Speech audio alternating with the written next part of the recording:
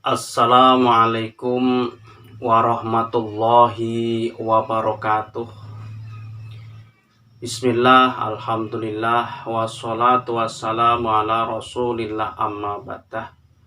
Hadratal muhtaramin, para alim, kaum muslimin, muslimat rahimakumullah.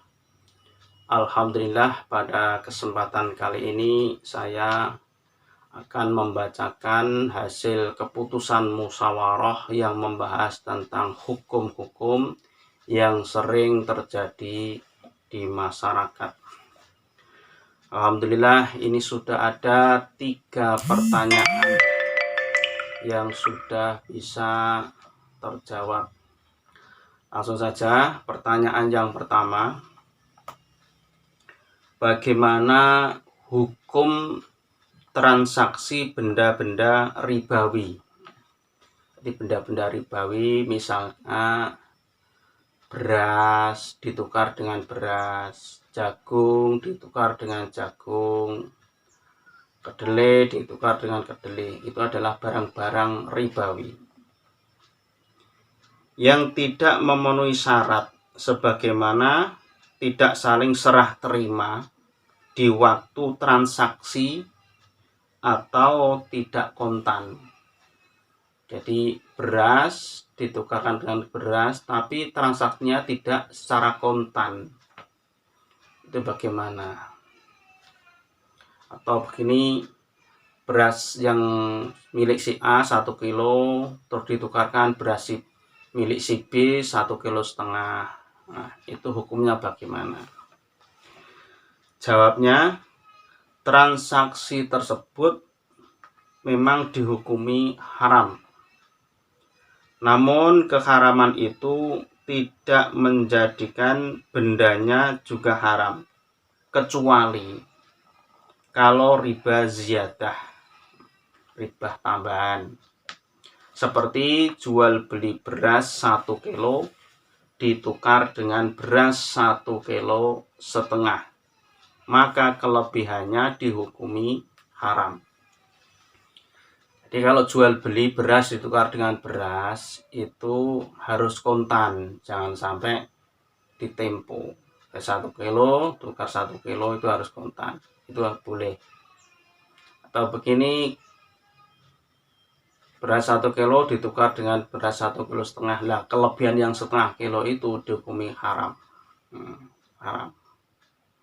Keterangan ini diambilkan dari kitab Bujairomi Al-Khatib juz 3 halaman 15 dan 9.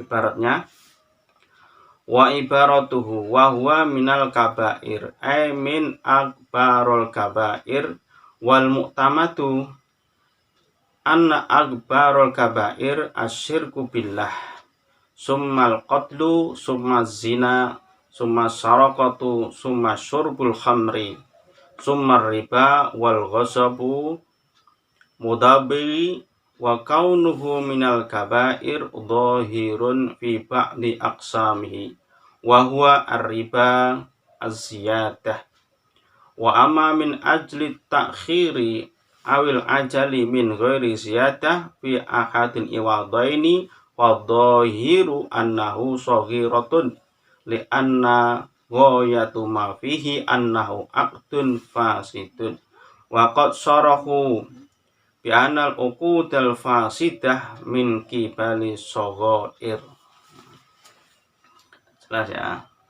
Terus ibarat yang lain, fala iqaba ay min haisul mal wa in kana yu'aqabu min haisu ta'atul aqdi fasid idza lam yujad mukafirun kama fi syarhi mimra qala fi syarhi sulamut taufiq yaskutu bil wudu.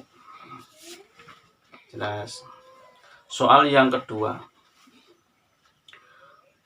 seseorang menyerahkan uang sebesar 1 juta misalnya pada orang lain dengan syarat dia harus memberikan padi 1 kuintal setelah panen. Jadi ada seorang memberikan uang 1 juta kepada si B dengan syarat si B memberikan padi 1 kuintal setelah padinya panen, padinya si B. Padahal di saat penyerahan uang tersebut harga padi per kuintalnya adalah 2 juta. Apakah akad tersebut termasuk hutang atau akad pesanan serta bagaimana hukumnya? Jadi akad tersebut dinamakan akad apa? Memberikan uang 1 juta pada si B dengan syarat si B memberi padi 1 kuintal setelah panen. Nah, padahal ketika pemberian uang 1 juta itu harga padi sudah berharga 2 juta misalnya. Nah, akad seperti ini dinamakan akad apa? Nah, akad pesanan atau apa? Terus hukumnya bagaimana? Jawabnya adalah akad tersebut tidak termasuk akad hutang.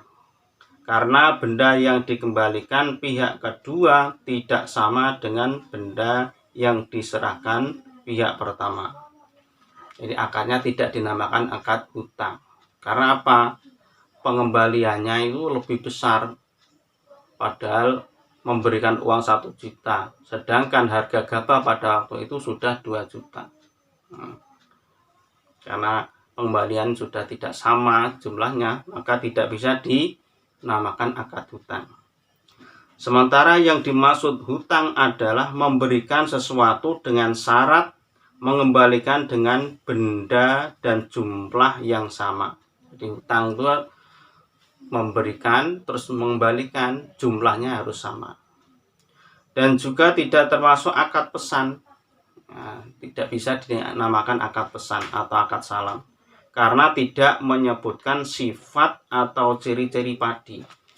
Akad salam itu harus menyebutkan sifat-sifatnya, padinya padi apa, ya, itu harus dijelaskan. Sedangkan tadi tidak menyebutkan sifat-sifatnya padi, jadi tidak bisa dinamakan akad salam.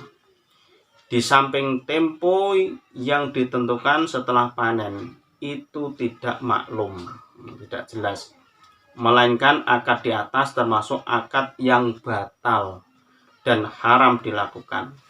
Jadi melakukan akad seperti di atas tadi itu akadnya batal dan haram dilakukan. Keterangan ini diambilkan dari kitab Bujairomi Alal Khotib juz 3 halaman 50. Yang kedua, Hamis I'anatut Thalibin juz 3 halaman 58. Yang ketiga, Asbah wa Nadhair halaman 178. Ibaratnya, wa ibaratuhu summa li sihhatil aqdi salam fihi surutun al-awwalu ayyasifahu ba'da dzikri jinsihi bi sifat allati yahtalifu biha as-samanu ila anqal. Wayajibu ayat kurul aqidu ajalan makluman. Ibarat yang lain, al-iqradu wa tamliku syai'in ala ayyurada mislahu. Terus ibarat yang lain lagi, al-qaidatul khamisatu ta'atul uqud al-fasidah haramun kama yukhadu min kalamil ashabi an aqdi mawadhi. Jelas ya. Soal yang ketiga, bagaimana hukum menghutangkan sesuatu dengan syarat mengembalikan lebih dari yang dihutang? Jadi menghutangkan dengan syarat mengembalikan lebih banyak daripada barang tersebut. Nah, itu hukumnya bagaimana? Misalkan aku hutang 10.000, nanti tak kembalikan 12.000. Nah, itu bagaimana? Jawab, jika syarat tersebut disebutkan di waktu akad maka hukumnya haram, dan jika dituturkan di luar akad maka hukumnya makruh. Jadi kalau dimasukkan dalam akad, misalnya saya hutang pada kamu 10.000, terus nanti ketika kembalikan menjadi 12.000, itu pas akad, yaitu haram. Tapi ketika mengucapkan persyaratan tadi tidak dimasukkan dalam akad. Misalkan saya hutang 10.000. Oh ya. Terus ketika sudah jadi akad baru berkata, nanti kalau sudah jatuh tempo tak tambahi 2.000 misal. Nah, itu dihukumi makruh.